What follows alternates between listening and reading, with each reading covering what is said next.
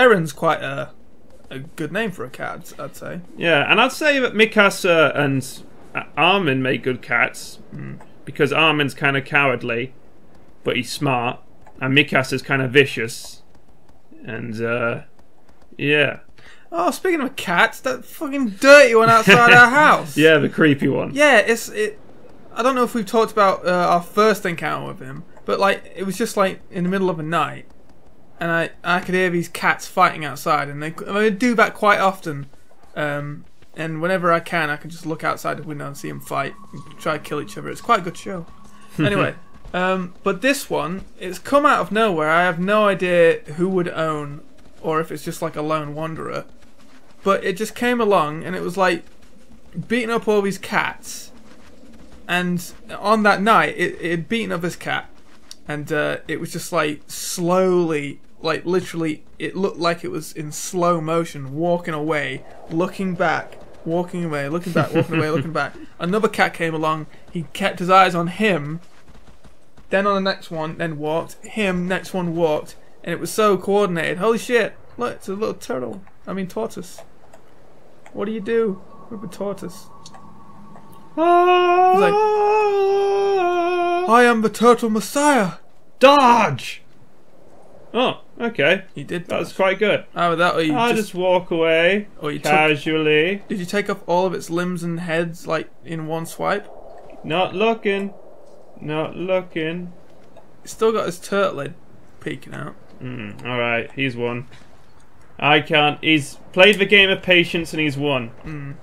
You hide too. There you go. So yeah, today, the same cat just came around. It walked up onto the curb, and right next to it was a car, and it just looked at it, and then just in that split second decided, you know what?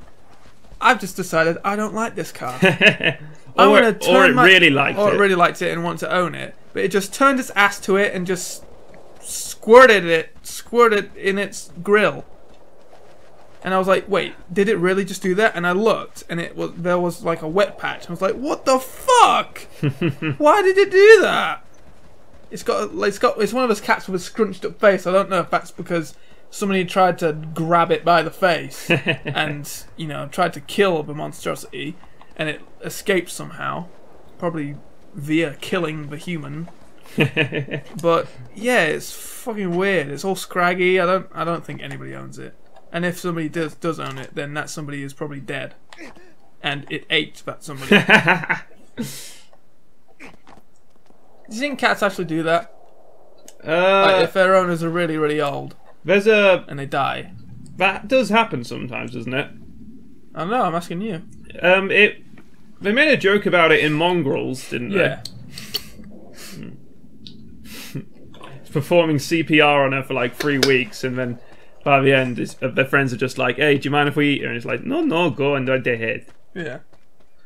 See, that's what goes through the mindset. It's like, oh, Deirdre, you're dead.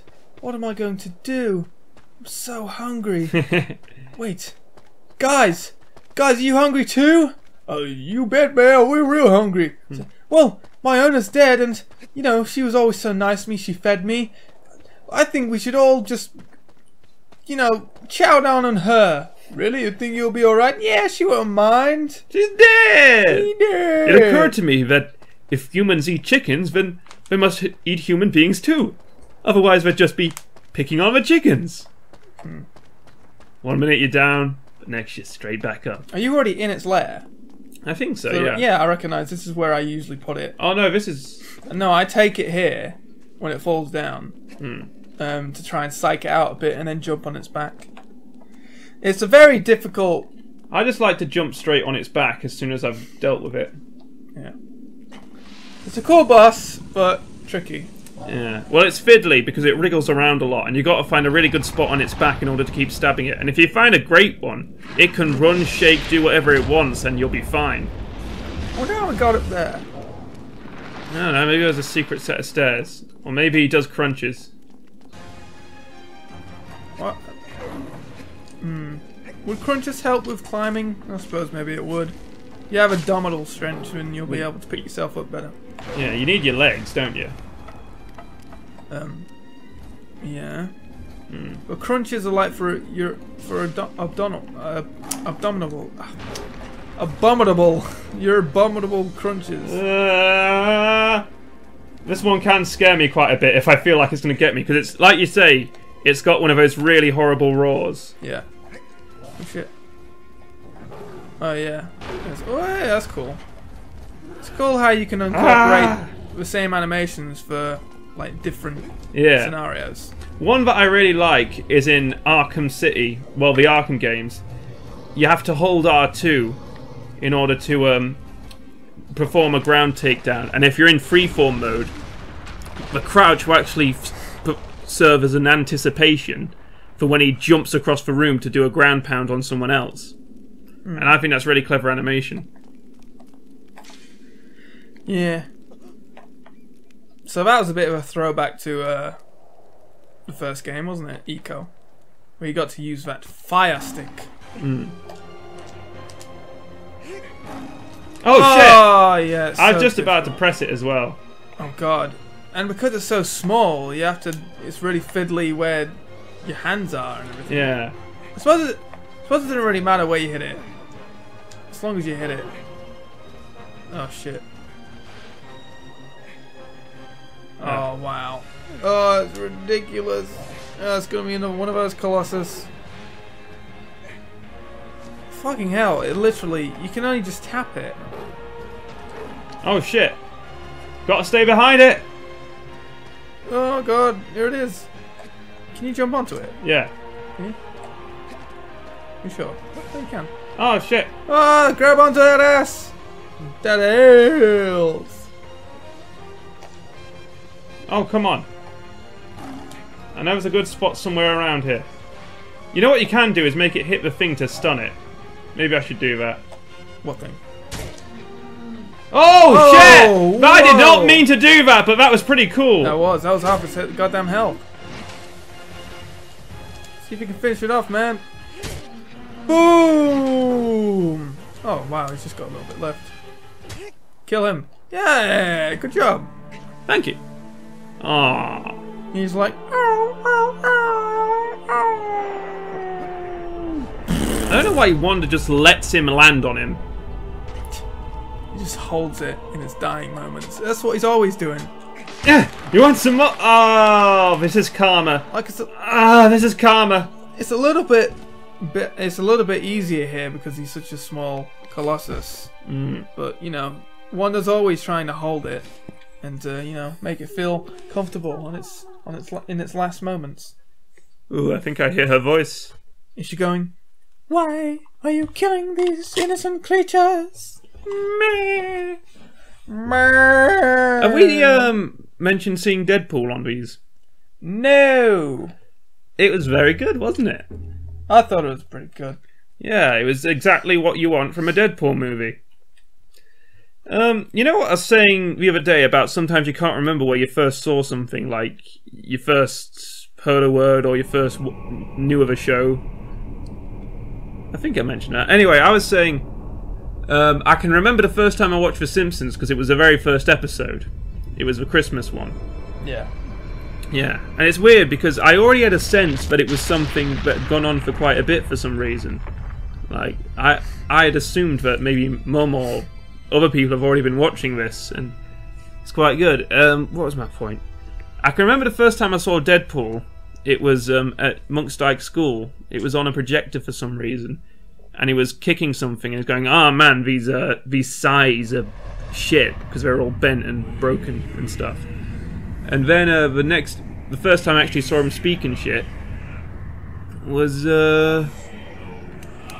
it was in the Wolverine vs. Hulk movie, and I quite liked him because he was voiced by Nolan North, and he's a real smartass. Wolverine vs. Hulk movie? Yeah. It's just one of those straight-to-video animations, you know? So, pretty good. It's better than the Hulk vs. Thor, because in Hulk vs. Thor, I don't know, I mean, in the Wolverine one at least had some cool backstory stuff where he gets caught by Weapon X and everything. In the Hulk vs. Thor one, he just sort of shows up, and I don't like Hulk when he's just a rage monster. Like, I like I grew up with the 90s Hulk, who was like more childlike, more innocent. He didn't want to hurt people, he was just misunderstood, you know? But yeah, I don't like the Rage Monster Hulk, the one that actually is just a fucking dangerous monster. And I don't like... Well, actually I do quite like the Earth's Mightiest Heroes version, where Hulk is just kind of like a wise Alec. He's a bit more in control, a bit more of a normal dude, but he's still sensitive about, you know, how people see him as a monster. And he's got kind of like this Gollum thing going on with Bruce Banner, where he's, you know, got him in his head and he can talk to him. Oh, yeah. I like the Grey Hulk. Yeah. I haven't seen much of the Grey Hulk, apart from that one episode where he decided to put on a suit. A henchman, goon. So he sort of looked a bit like Hammerhead. He is a Mr. Fix-It, I think he called himself. I think the idea is that Hulk is the id, Banner is the ego, and Grey Hulk is the super-ego. Oh, best of both worlds. No, he's not the best of both worlds. I've never actually... I don't really understand what the super-ego is, to be honest. Well, from what I learned from psychology, and that was a while ago, so I may get this wrong, but it's ideal to be just ego. Yeah? Yeah, because superego is I forget. But you've got your ID, your id. Yeah, your id is like your rage and your base instincts, like cardinal needs, isn't it? Yeah. Your ego is sort of your idea of yourself, how you feel about yourself, how you feel good about yourself, and everything. Like. Am I going the right way or wrong way? No, there's a bridge you got to cross. Well, this one. Yeah, that one. Yeah, that one. But yeah, then what's superego? Is that like, I don't know, because ego is sort of like how you think you're great. So if you've got a big ego and you're insulted, or if you take pride in particular things, that's what you're protective of. Is superego more like, I don't know, explain it to me, I've got nothing here. I forget. I'm sorry. Okay. Fucking hell, what's with this place? I don't know. It's annoying is what it is. That's the problem. You know what one this is, don't you? No, I didn't look at the statue. Is it the water one? Yeah. Yeah. What I like to do on this one, which I only found out recently, is that if you get him to stand on one of the smaller things, you can actually jump onto his head instead of climbing up his back, which I like. Yeah. Smaller? You mean the ones that already broke? Yeah. Yeah. Well, yeah, I'll try that. Just because, well, I'll start off normally, and then if I have to go back on him, I'll try aggro, come on now. Come on now, aggro. Get it together, man. You've got to prepare yourself for the jungle. You gotta take a right. This is actually a U-turn. I don't know. Aggro! Did you not hear what Andrew said? Okay. What the fuck? You knocked into nothing. Right. I'm just gonna calm it down a bit. Calm it down a bit. So here. Yes, take a left. Right. Left? Yes. You said a U-turn! Well, you came... That's not a U-turn! You came from the right! Yeah, that's not a U-turn. Yeah, it is. No, it's not. It's shaped like a U. Well, I don't mean take... Okay, what the fuck? There's nothing here! Okay, maybe it is behind you. Yeah, go to the left. A douche. No, I'm not. Yes, you are. Well, you said a U-turn and you were right, and then you said, "Oh wait, no, you should go left instead." Well, which isn't a U-turn, and then it was a U-turn in the end. Well, I got a little spun around in my direction. That's my defense, and it's true. Right. Okay. Whatever. Just from now on, shut your goddamn mouth. Yeah, I think what was quite clever of it is because Deadpool is basically invincible, doesn't really have a stake in things, he's more of a side character, like the wacky... Well, not a wacky side character, For fuck's sake. He has quite a bizarre role to fill. Since he can't die and he doesn't care about anything, it's hard to make a movie that's about him. Oh, I'm having troubles. Without it being totally absurd and detached. So what they did, since he's played by Ryan Reynolds, who's quite popular for doing romance movies, they give him a love interest, don't they? Yes. Right, fuck you, aggro, you little bastard. Doesn't want to be here at all. they gave him a love interest, and not only is like the love interest really endearing because they're both kind of like crazy, but also, you know, it gives him a certain degree of. How do you do this? You don't. You just shimmy around. It gives him a degree of tragedy as well, doesn't it? Yeah. Mm. And But maybe if I'm going to be honest, I'm pretty sick of origin stories now, especially Marvel ones. See, a lot of people complained that it was an origin story. I don't really mind origin stories. In fact, I used to not, but after that one, I don't know, I just suddenly, all of a sudden, became sick of them.